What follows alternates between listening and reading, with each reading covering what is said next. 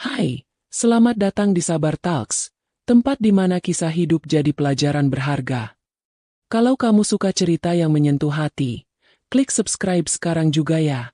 Jangan lupa like videonya, dan tulis di komentar kamu nonton dari mana. Siapa tahu, ada teman satu kota di sini. Dan sekarang, mari kita mulai kisah hari ini. Namaku Dian. Seorang perempuan biasa yang dulunya sangat percaya pada konsep cinta sejati. Aku tumbuh di lingkungan keluarga yang sederhana, tapi penuh kasih sayang. Aku dibesarkan dengan nilai-nilai bahwa pernikahan adalah penyatuan dua jiwa yang saling melengkapi, bukan saling melukai. Tapi hidup, ternyata tak sesederhana cerita dongeng. Perjalanan ini bukan tentang menjadi pahlawan atau korban.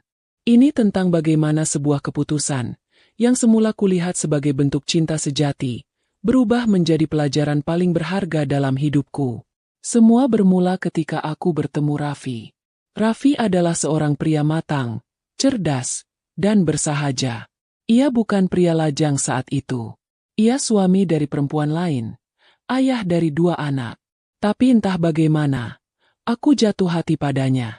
Bukan karena dia suami orang, tapi karena tutur katanya, ketegasannya, dan cara ia memperlakukanku seolah aku adalah satu-satunya perempuan di dunia ini. Perkenalan kami dimulai di sebuah seminar bisnis. Aku yang saat itu sedang mengembangkan usaha kecil-kecilan di bidang fashion, tak sengaja duduk di sebelahnya. Obrolan kami ringan, tapi menyenangkan. Tak butuh waktu lama hingga percakapan itu berlanjut ke pertemuan berikutnya. Dan kemudian, pertemuan-pertemuan itu menjadi kebiasaan. Aku merasa nyaman. Terlalu nyaman. Raffi tak pernah menyembunyikan statusnya. Sejak awal, ia jujur bahwa ia sudah menikah. Tapi ia juga berkata bahwa pernikahannya berada di ambang kehancuran. Istrinya tak lagi peduli. Rumah tangganya hanya formalitas. Ia bilang, aku adalah titik terang yang Allah kirimkan kepadanya. Bodohnya aku. Aku percaya. Aku mulai jatuh lebih dalam. Setiap kali bersamanya, aku merasa istimewa. Ia mendengarkanku. Ia tahu apa yang kubutuhkan bahkan sebelum aku mengatakannya. Ia membuatku merasa berharga. Dan pada satu titik, aku berhenti bertanya apakah ini benar atau salah. Aku hanya ingin bahagia. Raffi mengajakku menikah secara diam-diam. Ia bilang akan mengurus semuanya secara legal nanti, saat waktu tepat. Ia ingin menjagaku dari gosip, dari cemooh, dari pandangan buruk orang-orang. Ia ingin semuanya berjalan dengan tenang. Ia ingin aku menjadi bagian dari hidupnya, dalam diam yang bermartabat. Aku masih ingat hari itu. Kami menikah hanya disaksikan 2 orang saksi. Tidak ada pesta. Tidak ada gaun putih. Hanya ijab kabul yang lirih tapi mengguncang hatiku. Saat itu, aku yakin aku sudah menemukan rumahku. Hari-hari awal pernikahan kami begitu manis. Raffi datang hampir setiap malam. Membawakan makanan, cerita, pelukan. Aku merasa dicintai. Ia sering berkata bahwa aku adalah bentuk kedua dari kebahagiaannya yang selama ini hilang. Dan aku terus meyakini bahwa aku membuat keputusan yang tepat. Namun seiring waktu, ada hal-hal kecil yang mulai mengganggu. Kadang ia tak datang. Kadang ia tak bisa dihubungi. Kadang ia hanya berkata, "Maaf, istriku curiga." Kadang-kadang, menjadi sering. Aku berusaha mengerti. Aku tahu posisiku. Aku tahu aku bukan satu-satunya.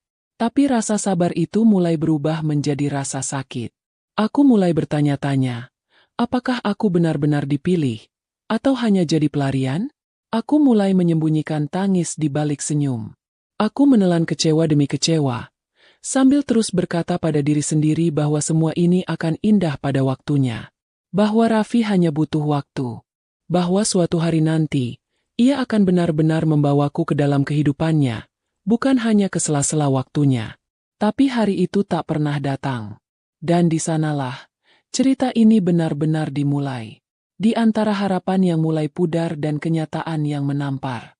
Di titik itu, aku mulai menyadari satu persatu pelajaran yang selama ini buta kuabaikan. 3 hal besar. 3 kesadaran yang mengguncang seluruh cara pandangku tentang cinta, tentang pernikahan, dan tentang diriku sendiri. Dan satu persatu, semuanya akan kau tahu. Aku masih bisa mengingat dengan jelas malam pertama Raffi datang setelah kami menikah. Ia mengetuk pintu kecil kontrakanku dengan senyuman dan sekotak martabak hangat. Ia duduk di lantai, melepas jas kerjanya, lalu memelukku lama sekali. Saat itu aku merasa cukup. Aku merasa dimiliki, walau hanya sebagian waktu. Malam-malam itu berlangsung selama beberapa minggu. Ia datang hampir setiap hari, membawa cerita kantor, keluhan tentang istri pertamanya, dan segudang pujian untukku. Katanya aku pendengar yang baik. Katanya aku lebih dewasa, lebih lembut, lebih mengerti dirinya. Aku seperti embun di padang gersang, katanya. Aku percaya. Sampai suatu malam, ia tak datang. Tak ada kabar. Pesanku hanya dibaca. Aku menunggu, hingga lampu rumah padam, dan kantuk merayap perlahan dalam gelisah. Paginya ia membalas singkat. Maaf, semalam aku tertidur. Tidak ada penjelasan. Tidak ada permintaan maaf tulus. Dan aku, lagi-lagi memilih diam. Hari-hari berikutnya mulai berubah. Raffi datang lebih jarang. Ia tak lagi semesra dulu.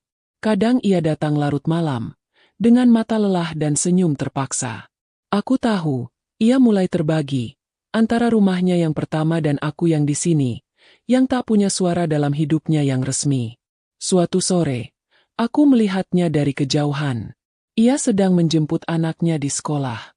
Ia tampak tertawa, menggendong si kecil, menggandeng tangan istrinya. Mereka seperti keluarga yang utuh. Aku berdiri di balik pohon. Tubuhku gemetar. Rasanya seperti menonton film yang menyakitkan. Tapi tak bisa kuhentikan. Malamnya, ia datang. Dan aku tak mampu berpura-pura.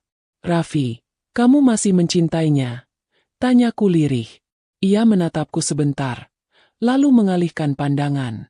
Aku mencintai kalian dengan cara yang berbeda. Jawaban itu menghantamku lebih keras dari apapun. Apa maksudnya mencintai dengan cara berbeda? Apakah aku hanya selingan dari cinta utamanya? Atau aku ini hanya pelengkap dalam hidupnya yang sudah penuh? Hari demi hari, aku mulai merasakan yang selama ini kutolak untuk akui. Statusku bukan hanya rahasia bagi dunia, tapi juga rahasia dalam hatinya. Ia tak pernah membawaku ke keluarganya. Ia tak pernah mengajakku hadir dalam momen penting. Bahkan saat ulang tahunku, ia hanya mengirim pesan karena sedang ada acara keluarga. Aku mulai merasa seperti bayangan. Seperti seseorang yang ada hanya saat dibutuhkan. Tapi aku masih bertahan. Karena ada satu hal yang terus kupeluk erat. Harapan. Aku percaya, jika aku cukup sabar, jika aku cukup baik, jika aku terus mencintainya tanpa syarat, maka ia akan memilihku sepenuhnya. Namun, harapan itu perlahan berubah menjadi luka. Setiap janji yang tak ditepati menjadi belati. Setiap malam yang sepi menjadi jeruji. Aku tak bebas, tapi juga tak memiliki. Aku istri, tapi tak pernah dipanggil istri. Aku ada, tapi tak pernah benar-benar hidup dalam hidupnya. Lalu datanglah malam itu. Aku menunggu di ruang tengah, mengenakan baju yang sengaja kupilih agar tampak lebih cantik. Aku memasak sup kesukaannya. Meja sudah tertata rapi. Tapi hingga pukul 11 malam, ia tak datang. Ponselnya mati. Tidak ada kabar. Dan untuk pertama kalinya, aku menangis sambil menatap makanan yang dingin di meja.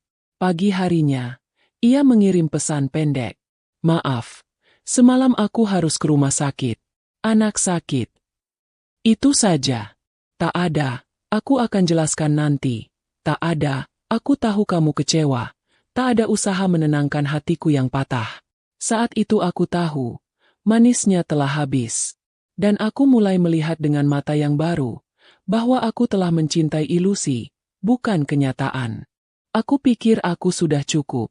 Cukup sabar, cukup mencintai, cukup memberi ruang dan waktu.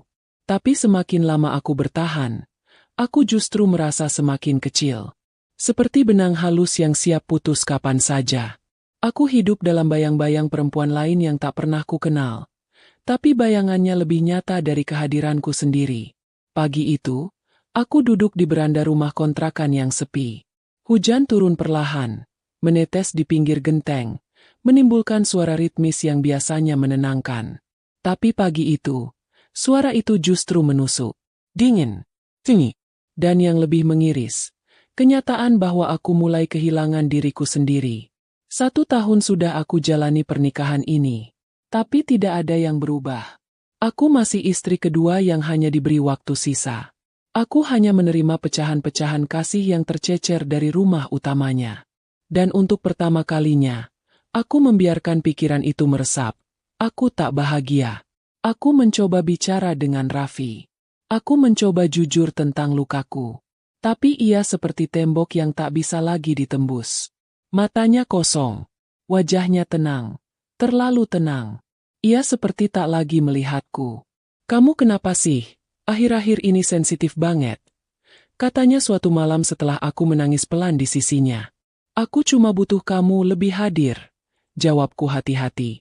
"Aku udah kasih semua yang aku bisa, Dian. Kamu tahu itu. Tapi aku juga punya kewajiban lain.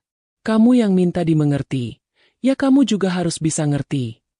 Kalimat itu menghantamku lebih dalam dari yang kupikirkan. Aku yang minta dimengerti, maka aku harus mengerti. Aku yang memilih jalan ini, maka aku harus terima. Aku yang mengiyakan pernikahan ini, maka aku tak boleh menuntut lebih. Aku tertunduk, mencoba menelan kenyataan bahwa cinta ternyata tidak cukup. Cinta tak bisa membuat seseorang memilihmu sepenuhnya. Cinta tak bisa menjadi tameng dari perih yang datang setiap malam. Cinta, bahkan yang paling tulus pun, bisa kalah oleh realita yang tak berpihak. Lalu, satu hari, aku melihat pesan di ponsel Raffi. Ia pergi mandi, meninggalkan ponselnya terbuka di meja. Sebuah pesan masuk. Dari istrinya. "Ajak anak-anak jalan minggu depan. Ya, mereka butuh waktu sama kamu. Aku juga pengen kamu lebih fokus ke rumah kita." Aku terpaku. Bukan karena isi pesannya, tapi karena nada dan bahasanya. Akrab. Bukan nada seorang istri yang merasa rumah tangganya diambang kehancuran. Bukan nada istri yang sedang lelah dan siap mundur. Seperti yang pernah Raffi ceritakan padaku. Rasa curiga yang lama kutekan mulai bangkit. Aku mulai mengingat kembali. Apakah semua ceritanya selama ini benar? Ataukah itu bagian dari cara meyakinkanku untuk masuk ke dalam hidupnya? Malam itu, aku bertanya pelan. "Raffi, kamu masih tidur sekamar sama istrimu?" Ia terdiam. Wajahnya berubah. Lalu berkata pelan, "Aku gak bisa jawab itu sekarang." Hatiku hancur. Karena diamnya adalah pengakuan. Dan sejak saat itu, aku mulai mengambil jarak. Tidak secara fisik, tapi dalam hati, aku mulai berhenti berharap. Aku mulai menghitung waktu. Berapa lama lagi aku akan bertahan dalam peran ini? Berapa luka lagi yang harus kuterima sebelum aku menyadari? Aku harus memilih antara mempertahankan cinta atau menyelamatkan diriku sendiri? Aku mulai menulis diari lagi. Menumpahkan semua rasa yang tak bisa kuucapkan. Aku menulis bagaimana rasanya tidur sendiri malam demi malam. Aku menulis tentang perasaan bersalah yang menghantui setiap kali melihat perempuan lain. Aku menulis tentang rasa cemburu yang tak bisa kuakui. Tentang keinginan untuk diterima, tapi selalu ditolak oleh keadaan. Dan aku menulis satu kalimat yang terus terulang di benakku. Aku tidak salah mencintai, tapi aku salah bertahan. Raffi mulai merasa perubahan sikapku. Tapi bukannya merangkul, ia justru makin menjauh. Ia lebih sering pulang cepat ke rumah utamanya. Ia mulai lupa hari ulang tahunku. Ia bahkan pernah tak datang selama seminggu penuh tanpa kabar. Aku tahu, saat itu, aku hanya tinggal nama dalam hidupnya. Dan aku harus menerima bahwa cinta yang pernah membuncah itu telah habis. Bukan karena aku tak cukup baik, tapi karena sejak awal, aku hanyalah tempat persinggahan, bukan tujuan. Aku mulai menyiapkan diri untuk kemungkinan terburuk. Bukan perceraian, tapi melepaskan cinta yang telah kubangun di atas janji-janji kosong. Dan anehnya, di saat aku mulai berhenti berharap, justru saat itu aku mulai merasa sedikit tenang. Untuk pertama kalinya, aku tak lagi memeriksa ponsel setiap 5 menit. Aku tak lagi menunggu pintu diketuk saat malam datang. Aku tak lagi menangis di balik pintu kamar mandi. Karena aku tahu, cinta saja tak akan pernah cukup untuk menyelamatkan pernikahan yang tidak pernah utuh. Malam itu, aku duduk di ruang tengah, menatap kosong ke arah tembok. Raffi datang, telat seperti biasa. Ia melihatku sekilas, lalu duduk sambil membuka laptop. Capek ya? Tanyaku pelan. Iya, banyak laporan. Jawabnya tanpa menoleh. Aku mengangguk, lalu berdiri, masuk ke kamar, dan menutup pintu perlahan. Di balik pintu itu, aku tahu, aku telah berubah. Hari itu aku duduk di sebuah warung kopi kecil di pinggir kota. Hanya ada 2 meja, beberapa kursi kayu, dan aroma kopi tubruk yang membasahi udara. Di hadapanku, duduk seorang perempuan, berkerudung abu-abu, wajahnya tenang, matanya tajam. Namanya Tari. Ia adalah sahabat lamaku yang dulu pernah bersamaku di bangku kuliah. Sudah lama kami tidak bertemu. Ia tahu bahwa aku menikah, tapi ia tak tahu dengan siapa. Hingga akhirnya, aku memutuskan jujur, menceritakan semuanya. Aku istri kedua, Tari, kataku lirih. Jari-jariku menggenggam cangkir panas. Ia diam sejenak, tidak terkejut, hanya menatapku dalam, lalu mengangguk pelan. Gimana rasanya? Tanyanya pelan. Aku menghela napas panjang. Awalnya manis, sekarang seperti berjalan di atas paku. Tari tak menjawab. Ia hanya menggenggam tanganku, hangat dan tenang. Lalu ia berkata, "Kamu tahu, kebahagiaan itu bukan sesuatu yang bisa diambil dari orang lain. Kita harus menanam dan menumbuhkannya sendiri." Kata-kata itu menancap kuat di dadaku. Kebahagiaan tak bisa dicuri. Aku pulang ke rumah malam itu dengan kepala penuh gemuruh. Sepanjang perjalanan, aku melihat pasangan-pasangan muda duduk di pinggir jalan. Tertawa, bercengkerama, bercanda. Aku juga pernah seperti itu, meski hanya di awal. Sekarang, aku hanya punya sunyi. Rumahku dingin. Hati suamiku jauh. Dan aku, hidup sebagai rahasia. Raffi datang 2 hari setelah pertemuanku dengan Tari. Ia datang mendadak, membawa sekantong plastik berisi martabak dan buah tangan dari perjalanan dinas. "Kamu keluar kota?" tanyaku. "Iya, 2 hari di Surabaya. Urusan kantor." Aku mengangguk. Tapi malam itu, sebelum ia sempat tertidur, ponselnya kembali jadi saksi. Aku tak mencurinya. Tapi saat ponselnya berdering, aku melihat jelas nama yang muncul, istriku. Ia tersentak bangun, buru-buru mengambil ponsel dan menjawab dengan suara pelan sambil membalikkan badan. "Iya, aku baru sampai. Gak usah khawatir, semua baik." Aku mendengar itu dengan telinga sendiri. Dan pada momen itu, seluruh dinding pertahananku runtuh. Ia tak pernah menyebut namaku seperti itu. Ia tak pernah meneleponku lebih dulu. Ia tak pernah memastikan aku baik-baik saja ketika ia pergi jauh. Tapi ia menjawab telepon perempuan itu, dengan suara lembut dan penuh perhatian. Perempuan yang katanya sudah tak lagi memiliki hatinya. Aku tertawa pelan. Lucu. Tragis. Setelah telepon selesai, ia kembali berbaring. Tak berkata sepatah pun. Aku memeluk lututku, duduk di sudut kamar, dan malam itu aku tidak tidur. Keesokan harinya, aku memberanikan diri berbicara. Tidak dengan amarah, tapi dengan hati yang patah. "Raffi, aku capek. Aku gak tahu apa lagi yang harus aku lakukan untuk merasa cukup dalam hidupmu." Ia terdiam. Tidak menjawab. Tidak menatap. Hanya membuka laptop dan mulai mengetik seperti biasa. Aku melanjutkan. "Apa kamu pernah benar-benar ingin membangun rumah tangga denganku? Atau hanya ingin tempat beristirahat saat kamu lelah dengan rumahmu yang lain?" Ia berhenti mengetik, lalu menatapku dengan mata yang tidak kukenal. Mata yang dulu hangat, sekarang hanya datar. "Kamu tahu aku punya tanggung jawab lain. Kamu tahu sejak awal aku gak bisa sepenuhnya ada buat kamu. Kamu nerima itu, kan? Aku menggeleng. Aku pikir aku kuat. Tapi ternyata enggak. Aku terus berpura-pura bahagia. Padahal hatiku penuh sesak. Aku kira aku bisa mencuri sedikit kebahagiaan dari hidupmu yang sudah penuh. Tapi ternyata enggak bisa. Ternyata kebahagiaan itu bukan seperti itu. Raffi terdiam. Untuk beberapa saat, kami hanya mendengar suara angin dari jendela. Lalu ia berkata, "Kalau kamu udah gak kuat, mungkin kita butuh waktu masing-masing." Itulah kalimat yang paling menghancurkan yang pernah kudengar. Bukan karena isinya, tapi karena betapa mudahnya ia mengatakannya. Seolah aku hanyalah episode sementara dalam hidupnya. Seolah rasa sakitku bisa diselesaikan dengan waktu masing-masing. Seolah aku tidak pernah benar-benar berarti. Hari-hari berikutnya menjadi lebih dingin. Raffi tak lagi datang sesering dulu.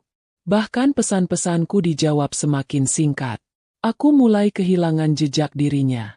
Aku bahkan mulai kehilangan jejak diriku sendiri. Aku tak tahu siapa aku sekarang. Aku istri, tapi tak bisa bicara saat terluka. Aku mencintai, tapi tak pernah dicintai sepenuhnya. Aku sabar, tapi dibalas dengan pengabaian. Dan di antara semua itu, aku mulai sadar, kebahagiaan itu tak bisa dicuri dari rumah orang lain. Aku telah mencoba memungut serpihan kasih dari lelaki yang hatinya tak pernah benar-benar lepas dari perempuan pertama. Aku berpikir bisa menjadi penyembuh bagi lukanya. Tapi ternyata, akulah yang justru terluka lebih dalam. Aku mulai berhenti memasak makanan kesukaannya. Aku berhenti mendekorasi rumah kecil kami. Aku berhenti menyisir rambut dengan rapi menjelang malam. Karena aku tahu, ia tak akan datang. Dan jikapun datang, hatinya tak bersamaku. Sampai suatu malam, aku menatap cermin.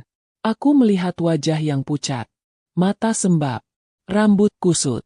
Dan aku tak mengenali siapa yang kulihat.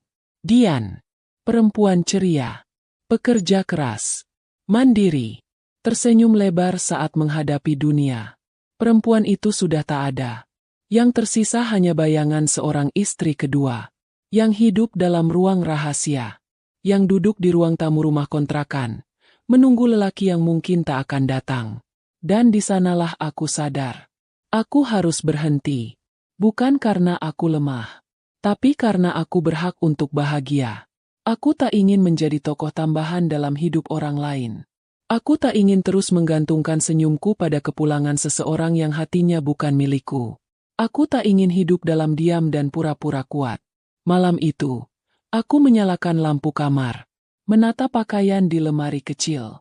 Dan untuk pertama kalinya, aku menyusun rencana untuk pergi. Bukan kabur, tapi pulang ke diriku sendiri. Malam itu, aku memberanikan diri menuliskan surat. Bukan surat perpisahan penuh air mata, tapi selembar kertas putih dengan tulisan tanganku yang tegas dan tenang. Kalimat-kalimatnya singkat, tanpa basa-basi, seperti percakapan dari seseorang yang akhirnya terbangun dari mimpi panjangnya. Aku akan pergi, bukan karena aku menyerah, tapi karena aku ingin hidupku kembali.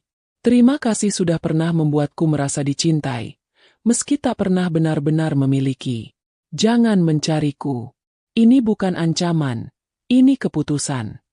Aku melipat surat itu dan menyelipkannya di bawah muk favorit Raffi di meja makan. Lalu aku berdiri, menatap rumah kecilku untuk terakhir kalinya. Tempat yang seharusnya menjadi rumah, tapi hanya menjadi halte persinggahan. Tak ada air mata, tak ada tangisan. Hanya keheningan panjang yang terasa seperti pemakaman diam-diam atas hatiku yang sudah lama mati. Aku pindah ke sebuah kamar kos kecil di daerah pinggir kota. Aku membawa sedikit barang, sebuah koper, selembar mukena, laptop kerja, dan 2 kotak kecil berisi buku dan foto-foto masa kecil. Tidak ada satupun kenangan dari rumah kontrakan itu yang kubawa. Hari-hariku diisi dengan diam, membaca, menulis, dan menangis dalam sunyi. Tapi tangisan itu berbeda. Bukan tangis meratap, melainkan tangis pelepasan. Seperti menumpahkan racun yang sudah terlalu lama menumpuk di dalam dada. Aku sedang sembuh, meski sakit. 3 minggu setelah kepergianku, Raffi menghubungiku. Panggilan tak terjawab. 5x. Pesan masuk. Dian, kamu di mana? Aku ke rumahmu. Kamu gak ada. Lalu, apa maksud kamu ninggalin aku gitu aja? Kamu gak bisa pergi kayak gitu. Kita harus bicara. Tapi aku tak menjawab. Karena aku tahu, jika aku biarkan suaranya masuk kembali ke telingaku, maka aku akan goyah. Dan aku tak boleh lagi goyah. Hari-hari berikutnya, pesan-pesan itu berubah nada. Dari bingung menjadi kesal. Dari kesal menjadi dingin. Dan akhirnya, hilang. Tak ada lagi kabar dari Raffi. Tak ada lagi permintaan maaf. Tak ada usaha mengejar. Seolah aku memang tak pernah terlalu penting untuk dipertahankan. Dan dari situlah aku belajar pelajaran terakhir. Pelajaran paling dalam, paling menusuk, tapi juga paling memerdekakan. Bahwa harga diriku tak boleh ditukar dengan cinta. Aku adalah perempuan yang pernah mengabaikan dirinya sendiri demi mempertahankan cinta yang tak utuh. Aku adalah perempuan yang pernah membiarkan dirinya ditunggu, diabaikan, dan dipinggirkan demi janji-janji yang tidak pernah ditepati. Tapi aku juga perempuan yang pada akhirnya memilih untuk berhenti. Aku mulai bekerja kembali. Menyibukkan diri dengan proyek-proyek desain busana muslim yang dulu sempat kutinggalkan karena fokus menjadi istri rahasia. Aku kembali berinteraksi dengan teman-teman lamaku. Dan yang paling penting, aku mulai memaafkan diriku sendiri. Tak mudah. Rasa bersalah kadang datang seperti hantu. Ketika aku duduk sendirian di malam hari, kadang bayangan masa lalu menghampiri. Suara Raffi, tawa kami, kata-katanya yang dulu membuatku merasa istimewa. Tapi sekarang aku tahu, semua itu hanyalah bagian dari jebakan manis yang kupeluk terlalu erat. Satu hari, aku mendapat pesan dari nomor tak dikenal. Semoga kamu bahagia, Dian. Aku gak bisa pungkiri. Aku kangen kamu. Tapi aku tahu kamu pergi karena kamu kuat. Raffi. Aku menatap pesan itu lama. Tidak ada dorongan untuk membalas. Tidak ada kerinduan yang tersisa. Hanya ada ketenangan. Karena pada akhirnya, aku tak lagi mencari cinta dari orang lain untuk merasa berharga. Aku tak lagi butuh pengakuan dari laki-laki yang hanya bisa setengah-setengah dalam mencintai. Aku cukup. Aku utuh. Tanpa harus menjadi milik siapa-siapa. Kini aku punya kehidupan baru. Mungkin sederhana, tapi jujur. Tidak ada lagi rahasia. Tidak ada lagi sembunyi-sembunyi. Tidak ada lagi rasa takut bahwa aku akan ditinggalkan setiap saat. Setiap pagi aku menatap cermin dan berkata dalam hati, "Selamat pagi, Dian. Kamu perempuan yang kuat. Kamu sudah melewati badai yang tak semua orang sanggup hadapi. Kamu layak bahagia, bukan sebagai bayangan, tapi sebagai dirimu sendiri." Aku tidak tahu apakah kelak aku akan jatuh cinta lagi. Tapi jikapun iya, aku akan pastikan satu hal. Aku tidak akan pernah lagi menurunkan harga diriku demi mendapatkan tempat di hidup seseorang.